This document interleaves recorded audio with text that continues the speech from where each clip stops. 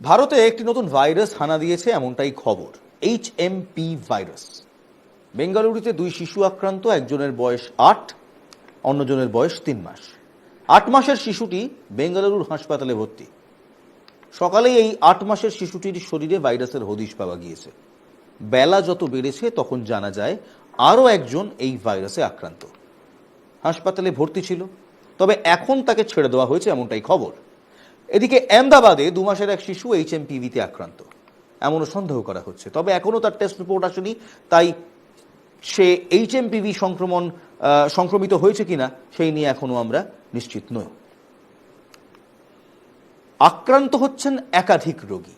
এই স্টেটে অর্থাৎ এই রাজ্যেও একটি বাচ্চা আক্রান্ত হয়েছিল এবং সেটি আজ থেকে 2 মাস আগে আক্রান্ত হয়েছিল, চিকিৎসা হয়ে তাকে ছেড়েও দেওয়া হয়েছে। HMPV সংক্রমণ নিয়ে এই রাজ্যেও যে সতর্ক তা নিয়ে দ্বিতীয়বার বলতে হবে না। রাজ্যের প্রতিটি মেডিকেল কলেজে সতর্কবার্তা রয়েছে, সতর্ক করা হয়েছে শিশু হাসপাতালগুলিকে ফুল সিভিয়ার অ্যাকিউট রেসপিরেটরি ইনফেকশনের উপর নজর দেওয়ার নির্দেশ দেওয়া হয়েছে, এমনই খবর পাওয়া যাচ্ছে স্বাস্থ্য ভবন সূত্রে। চিকিৎসকরা এই নিয়ে কি বলছেন শুনুন। প্রথম কথা মনে রাখতে হবে যে হিউম্যান মেটানিউমো ভাইরাস, যেটা HMPV, এটা কোনো নতুন ভাইরাস নয়। এটা বহুদিন থেকেই সার্কুলেশনে আছে। আমরা এটা প্রত্যেক বছরই কিছু না কিছু বাচ্চা যারা অসুস্থ হয় তাদের মধ্যে থেকে এটা আমরা আইসোলেট করতে পারি। এটা কোনো নতুন ভাইরাস নয়। অধিকাংশ ক্ষেত্রে এই ভাইরাসটা খুব ট্রিভিয়াল ইলনেস করে, সামান্য অসুখ, সর্দি, কাশি, জ্বর, যেটাকে আমরা বলি মামুলি ভাইরাল ফিভার। নাম্বারস ডেফিনেটলি বেড়েছে, কিন্তু ওখানকার গভর্নমেন্ট কোনো ইমার্জেন্সি বা কিছু ডিক্লেয়ার করেনি। আর WHO-টাকে বা আমাদের ইন্ডিয়ান গভর্নমেন্টও ডেফিনেটলি ফলো করছে এটাকে। তো এই মুহূর্তে অত প্যানিকের অত ব্যাপার নেই, আমরা সবাই এটাকে ফলো করছি। ব্যাপার হলো এই যে সবাই বলছে করোনার মতো নতুন ভাইরাস, আবার একটা করোনার মতো সমস্যা হবে কিনা। অনেকেই এখন চিৎকার করে করে আপনাকে বলবে যে আতঙ্কিত হন, কিন্তু আপনি আতঙ্কিত হবেন না, কারণ বিশ্বাস করুন 2001 সালে প্রথম নেদারল্যান্ডে এই ভাইরাসকে চিহ্নিত করা হয়। ডাক্তারবাবুরা নিজেরাই বলছেন যে প্রতি বছর এই মেটানিউমো ভাইরাসে মানুষ আক্রান্ত হয় এবং সেরেও যায়। ভাইরাল ফিভারের মতোই এদের সিমটমস। আমার সঙ্গে ডক্টর অরিন্দম বিশ্বাস রয়েছেন। ডক্টর বিশ্বাস বর্ষিয়ান চিকিৎসক। আমি ডক্টর বিশ্বাসকেই প্রথমে জিজ্ঞেস করবো, ডক্টর বিশ্বাস, একটা কথা বলুন, করোনার পর থেকে না ভয় দেখানোটা বেড়ে গেছে। আজকে আমাদের এই সেগমেন্টে এই শো করার একটাই কারণ, আমরা আতঙ্কিত করব না। সকাল থেকে দেখেছি অনেকেই চিৎকার করে করে আতঙ্কের কথা বলছেন। আমরা এবার একটু গ্রাউন্ড বেসিক ফ্যাক্টস জানতে চাই। মানুষের HMPV নিয়ে আতঙ্কিত হওয়ার কোনো কারণ আছে কি নেই? এই জন্যই দৌড়ে এলাম আমি, যে মানুষকে পরিষ্কার বলা, ইংরেজি নববর্ষের শুভেচ্ছা জানিয়ে যে আপনারা আনন্দ করতে থাকুন, কোনো অসুবিধা নেই। ভয় ভয় ভয় ভয় ভয় ভয় ভয় ভয় ভয় পাবেন না, ভয় পাবেন না। ভয় পাওয়াতে আমি আসিনি, এইটুকু আশ্বস্ত করতে যে হিউম্যান মেটানিউমো ভাইরাস 2001 থেকে আছে, ভারতবর্ষেও আছে, বিভিন্ন দেশে আছে, বিশ্বব্যাপী আছে। শীতকালীন ভাইরাস এবং খুব সাধারণ ভাইরাস, 7 থেকে 10 দিনে এইটা 7 থেকে 10 দিনে চলে যায় এবং এটা নিয়ে কোনো চিন্তার কারণ নেই। এই চিন্তাটাকে মুক্ত করতে, ভয় শূন্য করতেই আমার আজকে এখানে আসা এবং আশ্বস্ত করতে যে আমরা যদি একটু সতর্কমূলক ব্যবস্থা নিই, এই ভাইরাসকে প্রতিহত করার কোনো অসুবিধা নেই। আমরা একটা কারণেই ভয়টা পাচ্ছি, সেটা হচ্ছে চীন সেই স্পিলওভার, সেই করোনা ভাইরাস, কোভিড হলো, কোভিড থেকে সেই রকম দুর্ঘটনা, দুর্বিষহ জীবনযাত্রা, বিভীষিকাময় জীবনযাত্রাগুলো, বিভীষিকাময় সময়টা কাটিয়েছি, সেই কারণেই ভয়টা। কিন্তু একটা কথা বলছি এই জায়গায় থেকে, এখন এই মুহূর্তে প্রতি বছর ঠান্ডাকালে, শীতকালীন সময় হিউম্যান মেটানিউমো ভাইরাস দেখা যায়। RNA ভাইরাস একটা নেদারল্যান্ডসে 2001-এ, যেটা আপনি বললেন, পাওয়া গেছিল প্রথম, কিন্তু তাতেও বিরাট কিছু অঘটন ঘটেনি, এখনো অঘটন ঘটবে না। চায়নাতে যেটা ঘটেছে অসমর্থিত, চায়না একটাও সরকারি কিছু দেয়নি, এটা কিন্তু খেয়াল করবেন। এবার এখানে ডাক্তারবাবু, আমরা গত 2-3 দিন ধরে ফেসবুক, মানে সোশ্যাল মিডিয়া, ফেসবুক বলবো না, সোশ্যাল মিডিয়া এবং বিভিন্ন রকম প্রতিবেদন দেখছিলাম, বিভিন্ন লোক বিভিন্ন কথা। আজকাল আছে না, যত মুনি তত পথ। তাই নানান মুনির নানান মত, এবং সেখানে কোথাও একটা জিনিস খুব কমন হয়ে গেছে, চীনা ভাইরাস। কেন চীনা ভাইরাস আমরা আজ পর্যন্ত বুঝতে পারলাম না। 2000 আগে যে ভাইরাসটার উৎপত্তি নেদারল্যান্ডস, তাকে হঠাৎ করে আমরা চীনা ভাইরাস কেন বলবো আমরা জানি না। কিন্তু এই চীনা ভাইরাস শব্দটার জন্যই কি এই আতঙ্কটা ছড়াচ্ছে? চীনটা নিয়ে, চীন একটা রহস্যময় দেশ, কোনো সরকারি সূত্র থেকে খবর আসে না, যা খবর আসে অসমর্থিত। তো সেখানে বানিয়ে গল্প বলা যায়। আপাতত যে অসমর্থিত, কারণ 45% 2023-এ যা ঘটনা ঘটেছে, এইবার ডিসেম্বর মাসে 45% বেশি হিউম্যান মেটানিউমো ভাইরাসের ঘটনা ঘটেছে। সেটা মাইক্রোপ্লাজমা, সেটা কোভিডের কোনো ভেরিয়েন্ট, সেটা হিউম্যান মেটানিউমো ভাইরাস কিনা সেটা কিন্তু স্পষ্ট করে চাইনিজ গভর্নমেন্ট বলেনি। এখন মুশকিলটা হচ্ছে চাইনিজ গভর্নমেন্ট চেপে থাকলেও যেরকম ভুল, সেটা লোকে জানুক বিশ্বে, কারণ তাদের থেকেই আজকে কিন্তু কোভিডের সূত্রপাত, এটা নিয়ে তো কোনো সন্দেহ নেই। কিন্তু চায়না, আমার বক্তব্য একটা কথা, হিউম্যান মেটানিউমো ভাইরাস যতটা না বিষ, তার থেকে বেশি বিষাক্ত চাইনিজ দেশটা। তো সেই কারণে চায়না এমন একটা দেশ যেখানে এত সবকিছু চেপে রাখবে আমরা জানতে পারবো না, সুতরাং অসমর্থিত খবরে আমরা জানতে পারছি। তো সেইখানে ওইটুকুই ভয়, আর কোভিডের ভয়। প্যানিক করার কোনো দরকার নেই আপাতত। We should not press the panic button, কোনো প্যানিক করার ব্যাপারই নেই। অর্থাৎ যারা যারা এখন চিৎকার করে করে আপনাকে বলছেন যে ভয় পান ভয় পান ভয় পান, ভয় পাবেন না। এখনো ভয় পাওয়ার কোনো রকম কিছুই ঘটেনি। এই মেটানিউমো ভাইরাস কিংবা HMPV, হিউম্যান মেটানিউমো ভাইরাস, এই ভাইরাস শিশুদের আক্রান্ত করে এবং বয়স্কদের আক্রান্ত করে। এই দুটো জায়গাতেই সিভিয়ারিটির দিকে কেসটা যেতে পারে। এবং আপনি অর্থাৎ আমরা যারা মাঝবয়সী, আমাদের ইমিউনিটি যদি একটু ঠিকঠাক থাকে খুব একটা সমস্যা হয় না। 2 থেকে 5 দিন, ম্যাক্সিমাম 7 দিন। একটা ভাইরাল ফিভার 7 দিনের বেশি থাকে না। মানে একটা ভাইরাল ফিভার হলে ঠিক যেমন হয় সেরকম অ্যান্টিবায়োটিকে, ওভার দ্য কাউন্টার অ্যান্টিবায়োটিকে সেরে যায়। এবার এখানেই যখন সর্বত্র এই HMPV নিয়ে শোরগোল পড়ে গেল, কলকাতা শহরেও কিছু লোকজন চিৎকার করে করে বলতে শুরু করলো যে ভাইরাসের খোঁজ পাওয়া গেছে কলকাতায়, ভাইরাসের খোঁজ পাওয়া গেছে কলকাতায়, ভেরিফাই না করে। কিন্তু আমরা ভেরিফাই না করে কোনো খবর আপনাদের দিই না, কারণ আমরা খবর আপনাদের করি জানানোর জন্য, ভয় পাওয়াবার জন্য নয়। কি জানতে পারলাম জানেন? কলকাতায় সত্যি HMPV ভাইরাসের খোঁজ মিলেছে। 5.5 মাসের একটি শিশুর শরীরে এই ভাইরাসের দেখা মিলেছে, কিন্তু সেই শিশু এখন আপাতত সম্পূর্ণভাবে সুস্থ। বাইপাসের ধারে বেসরকারি একটি হাসপাতালে এই ভাইরাসের জন্য চিকিৎসাধীন ছিল এই শিশুটি 2 মাস আগে, নভেম্বর মাসে এই ভাইরাস ধরা পড়ে। 2 মাস তারপর বিশ্বাস করুন, আপনি 25শে ডিসেম্বর পার্ক স্ট্রিটে হেঁটেছেন, 31 তারিখ আপনি পার্টি করেছেন, কোনো রকম ভয় না নিয়ে পার্টি করেছেন, এই শিশুটি সম্পূর্ণভাবে সুস্থ হয়ে বাড়ি ফিরেছে এবং বহাল তবিয়তে রয়েছে। যে ডাক্তারবাবু ওনার চিকিৎসা করেছিল, এই শিশুটির চিকিৎসা করেছিল, তার সঙ্গে আমরা কথা বলেছি, শুনুন তিনি কি বলছেন। হ্যাঁ, বাচ্চাটির বয়স হলো 5 মাস 2 দিন। বাচ্চাটা আসে অ্যাকচুয়ালি মুম্বাই থেকে। ওর বাবা মা এখানেই বাড়ি, প্রবাসী বাঙালি ওরা। তো এসেও ভীষণ ফ্লাইটে আসার পরই বাচ্চাটার থাইরয়েড ফিভার, কাশি, তার সাথে বমি, পাতলা পায়খানা এগুলো হয়। তো এগুলো সিমটোম্যাটিক ম্যানেজমেন্টই করছিলাম। তো তারপরে বাচ্চাটার প্রবল কাশি এবং শ্বাসকষ্ট শুরু হয়। একটা ভাইরাল প্যানেলও পাঠিয়েছিলাম লালারস থেকে, PCR যেটাকে বলি আমরা, সেখানে পজিটিভ আসে HMPV বা হিউম্যান মেটানিউমো ভাইরাস। বাচ্চাটা প্রায় 5 থেকে 6 দিন শ্বাসকষ্ট ছিল এবং আস্তে আস্তে ওই হাই ফ্লো নেজাল চ্যানেলে দিয়ে শ্বাসকষ্ট আস্তে আস্তে কমে ও মোটামুটি 7 দিন পুকুতে ছিল। তারপরে আরো 3-4 দিন ওয়ার্ডে এবং মোটামুটি 12 দিনের মাথায় আমরা ওকে বাড়ি পাঠাই। ওই যে ট্রাভেল, এই যে একটা ও ফ্লাইটে এসেছে, সেখান থেকেও সেখানে তো অনেক মিক্সিং হচ্ছে না, অনেক জায়গার মানুষ অনেক জায়গায় যাচ্ছেন, তো সেখান থেকে তো হতেই পারে। তো এটা এরকম নয় কি তার বাবা মার ওখানে থাকেন বা সেটার জন্য কোনো। অর্থাৎ সেই শিশু কিন্তু সম্পূর্ণভাবে সুস্থ। এবার এখানেই আমি ডাক্তারবাবু আসবো, এই ভাইরাস নিয়ে কিংবা এই ভাইরাস HMP ভাইরাস, এর থেকে প্রতিরোধের কি কিংবা এর ট্রিটমেন্ট কিভাবে হয়? পরিষ্কার কথা, এর কোনো সুচিকিৎসা নেই, মানে নির্দিষ্ট চিকিৎসা নেই, পরিষ্কার কথা।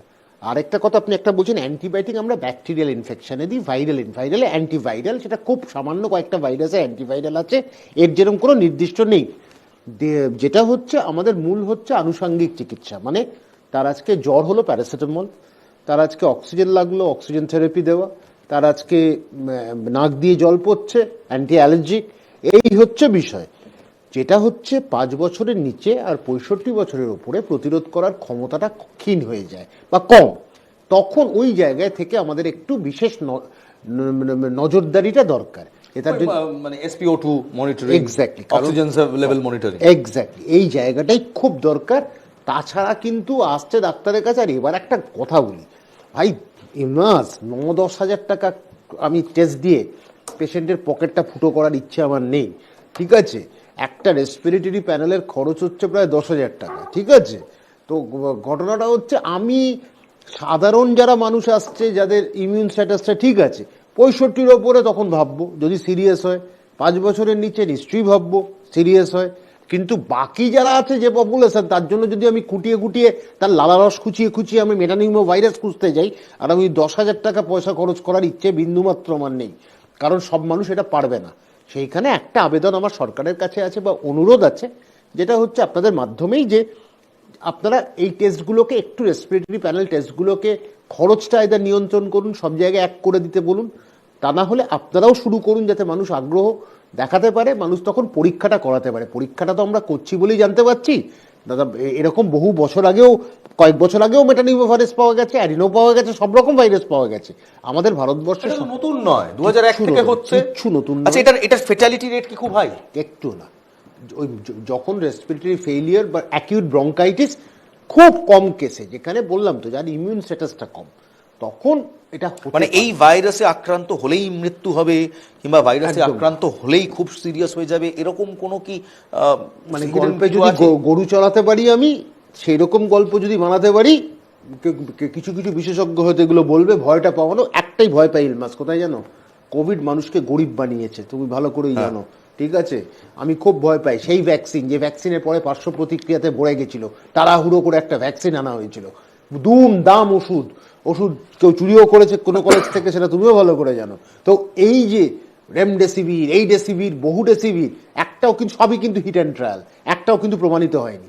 আমি এটাই ভয় পাচ্ছি, এইটা আওয়াজ তুলে ব্যবসা না হয়, ওই ব্যবসাটা। আমরা এই প্রসঙ্গে আসবো, কিন্তু আমাদের রাজ্যের মুখ্যমন্ত্রী মমতা বন্দ্যোপাধ্যায় তিনি HMP ভাইরাস নিয়ে কি বলেছেন? তিনি বলছেন, HMP ভাইরাস নিয়ে এখনই উদ্বেগের কোনো কারণ নেই, মেলা ভালোভাবেই হবে, অর্থাৎ গঙ্গাসাগর মেলা ভালোভাবেই হবে। রাজ্য সরকার সর্বদা মানুষকে পরিষেবা দিতে প্রস্তুত। কোভিড যুদ্ধে আমরা জিতেছি, সেরকম কোনো পরিস্থিতি হলে গাইডলাইন জারি করবে সরকার। দেখুন। तो इसके लिए आपको आतंक छड़ाने का कोई जरूरत नहीं है। अभी देखो, मेला अच्छा से करने दो। अभी ऐसा कोई अलर्टनेस कोई हमारे पास नहीं है। जब होगा मैं आपको बता देंगे। And our government is always ready to do any service for the people. Covid we fought, you know, कैसे कोविड को टाइम में हम लोगों ने किया है। हम जो भी अगर कुछ होगा, हमारा कोई गाइडलाइंस आएगा तो हम जरूर देखेंगे। রাজ্যের মুখ্যমন্ত্রী বলছেন যে এই নিয়ে এই মুহূর্তে ভয় পাওয়ার, আতঙ্কিত হওয়ার কোনো কারণ নেই, এবং আতঙ্কিত করারও কোনো দরকার নেই। অনেকেই করছেন, আতঙ্কিত করছেন। এখানেই আমার ডাক্তারবাবুর কাছে প্রশ্ন, ডাক্তারবাবু 2001 সালের একটি ভাইরাস, এমন নয় যে করোনার মতো ভাইরাস হঠাৎ করে উৎপত্তি হয়েছে। 2001 সাল মানে আজ থেকে 24 বছর ধরে এই ভাইরাসটা আমাদের আশেপাশে ঘুরছে।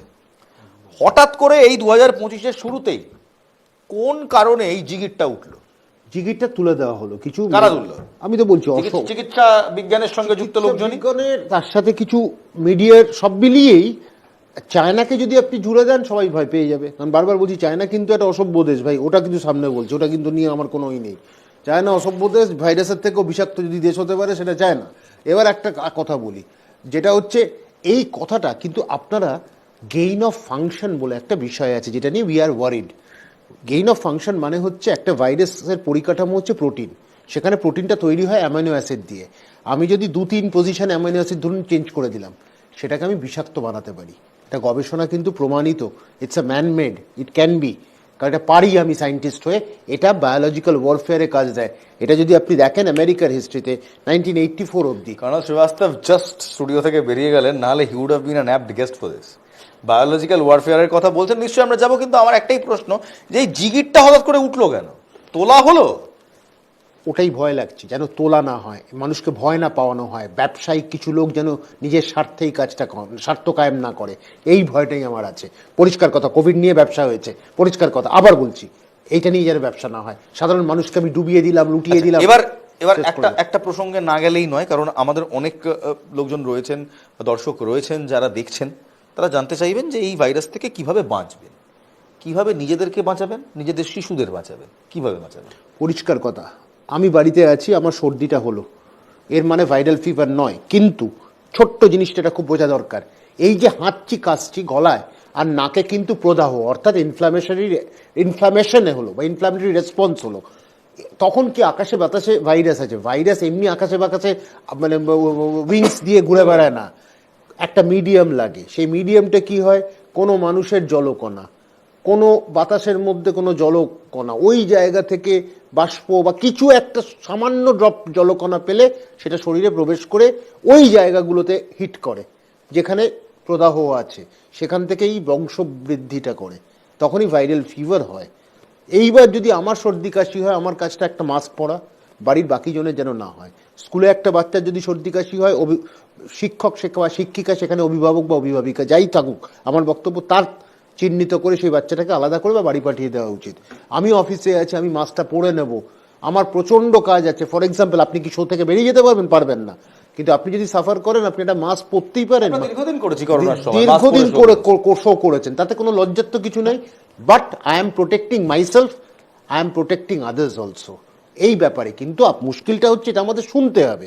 আর হাতটা, আমাদের হাত আমাদের ভবিষ্যৎ, এটা বিশ্ব স্বাস্থ্য সংস্থা বলেছে। স্যানিটাইজার ব্যবহার করা, 20 সেকেন্ড ধো, মাঝখানে আমরা অনেক সময় এরম করে দিই, মাঝখানে যাতে এই মাঝখানের মধ্যে আর হাতের নোকের নিচে কিন্তু নোংরা থাকে, সেই জায়গাগুলো খেয়াল করা। এটা যদি ডাক্তারবাবু, আর একটা বিষয়, আমি নিজেও এর ভুক্তভোগী, এর শিকার হয়েছিলাম করোনার সময়, চাই না অন্য কেউ এর শিকার হোক, তা হলো প্যানিক অ্যাটাক। করোনার সময় বলা হয়েছিল ফার্স্ট অ্যাটাক করে রেসপিরেটরি সিস্টেমকে, আমি ঠিক করে নিঃশ্বাস নিতে পারছি কি পাচ্ছে না। এই ভাইরাসেরও same system, same symptom, respiratory সিস্টেমকে অ্যাটাক করে, আমি প্যানিক, মানে আমি শ্বাস প্রশ্বাস নিতে পারছি কি পাচ্ছি না। অনেক সময় প্যানিকের কারণে আমাদের শ্যালো ব্রিদিং হয় এবং সেটাকে আমরা ভুলবশত ভেবে নিই যে আমি হয়তো আক্রান্ত, এবং সেই প্যানিক কিন্তু অন্যান্য 2-3টে জিনিসকে ট্রিগার করতে পারে। আমরা দেখেছি at cases severe heart attack কিংবা হার্ট ফেলিয়ারও ট্রিগার করতে পারে। এই প্যানিক থেকে কিভাবে বাঁচবে মানুষ? পরিষ্কার কথা, মানুষকে আশ্বস্ত করা, সেখানে ডাক্তারদের রোলটা ইমেন্স। তার সাথে হচ্ছে সমাজে যারা আছেন বিদ্বজন, তারাও বারবার যেন বক্তব্য রাখেন যে এই ভাইরাস নিয়ে চিন্তার কোনো কারণ নেই। একটা মুশকিল কোথায়, কাশি সর্দি হলে আমি এটা একটা বোঝানো দরকার আছে। এই যে জলকণাটা, ড্রপলেট, এই ড্রপলেটটা টেনিস বল, মানে আমরা এস করি না টেনিসে, দেখবেন এস করে প্লেয়াররা, তো ওই এসে স্পিডে যায়, তো সেটা গিয়ে লোকের কাছে যে চলে যেতে পারে।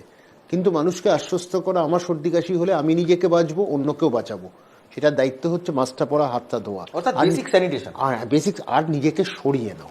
For the timing you stay away from others, don't allow the droplet to be spread to others, তাহলে that droplet may carry an infection. ঠিক আছে, অনেক গল্প শুনেছিলাম আমি, মানে গল্প যা শুনেছিলাম, গাড়িতে যাচ্ছে, হাওয়ায় ভাসছে কোভিড, হাওয়াতে কোনোদিন ভাসতে পারে না কোভিড, ভাসতে টিউবারকুলোসিসের জার্ম আলাদা জিনিস, সেটা কিন্তু অন্যভাবে যেতে পারে, হাওয়াতে থাকতে পারে, বাট ভাইরাল জার্ম কখনো থাকতে পারে না, কারণ গাড়ির মতন সেটা উল্টো দিকে আটকে যাবে, সেটা কখনো কোনোদিন মুভ করতে পারে না। তো সেই জন্য তারপর ভায়োলিন বাজাতে বাজাতে কাদের নাকি কোভিড হয়ে গেছিল, এরকম গল্প, সুন্দর করে গল্প তো শুনেছি আমরা, all we have heard those canards. এখন আমি একটাই বলবো, we have learned a big lesson from Covid, we have learned that canards may be spread. তো আমরা এখানে গল্প গুজব না করে বাস্তব কথাটা, বাংলা কথাটা বলা, চিন্তা করো না, কোনো নিয়ে কিছু ভাবনা নেই। গেইন অফ ফাংশন কেউ করতে চাইলে উই কান্ট হেল্প, আমরা পারবো না আটকাতে, কিন্তু চেষ্টা তো করবো। কোভিড নিয়ে তো আমরা লড়েছি। আবার বলছি, গুজবে শুনবেন না, এই যেটা ইলমাস তুমি বারবার বলছো যে লোকে গল্প বানাচ্ছে, হ্যাঁ সোশ্যাল মিডিয়া তুমি ভরে যাও, গল্প কম তৈরি হচ্ছে না, এই হচ্ছে চায়না থেকে এলো, এই এসে গেল, আর কদিনের মধ্যে লকডাউন, এই যে গুজবগুলো যে হচ্ছে না, এগুলো পরিষ্কার কথা, এই বাজে কথা শুনবেন না, একদম বাজে কথা শোনারই দরকার নেই। যত পড়বেন, যত শুনবেন, তত কিন্তু আপনি চিন্তিত হবেন। এই চিন্তা থেকে মুক্ত থাকুন, ভয় শূন্য থাকুন। একেবারে ডাক্তার বিশ্বাস খুব সুন্দরভাবে বললেন যে গুজবে কান দেবেন না এবং অকারণে আতঙ্কিত হবেন না। HMPV কোনো নতুন ভাইরাস নয়। হিউম্যান মেটানিউমো ভাইরাস 2001 সাল থেকে, অর্থাৎ গত 24 বছর ধরে এই দেশে, অন্যান্য দেশে, বিভিন্ন দেশে ঘুরছে। চাইনা থেকে কোভিডের মতো আমদানি করে আনা নতুন ভাইরাস নয়। এর ট্রিটমেন্ট আছে। তার একেবারে চোখের সামনে জলজ্জন্ত প্রমাণ 5 মাসের ওই শিশু, যিনি সম্পূর্ণভাবে সুস্থ হয়ে বাড়ি ফিরেছে। আমাদের কলকাতার বাইপাসের ধারের একটি হাসপাতালেই তার ট্রিটমেন্ট হয়েছে। 5 বছরের কম শিশু এবং 65 বছরের ঊর্ধ্বে যারা রয়েছেন তাদের জন্য কিছু সমস্যা দেখা দিতে পারে, কিন্তু সেটাও মনিটরিং করলে যে কম হবে না এমন নয়। তাই বেকার এই মুহূর্তে আতঙ্কিত হয়ে লাভ নেই। গুজবে কান দেবেন না, নিজের জীবনটা সুস্থভাবে বাঁচুন। হ্যাঁ, সোশ্যাল ডিস্টেন্সিং, বেসিক স্যানিটাইজেশন এগুলো করুন, এবং মাথায় রাখবেন কোভিডকে আপনি হারিয়েছেন। আপনি কোভিডের সময়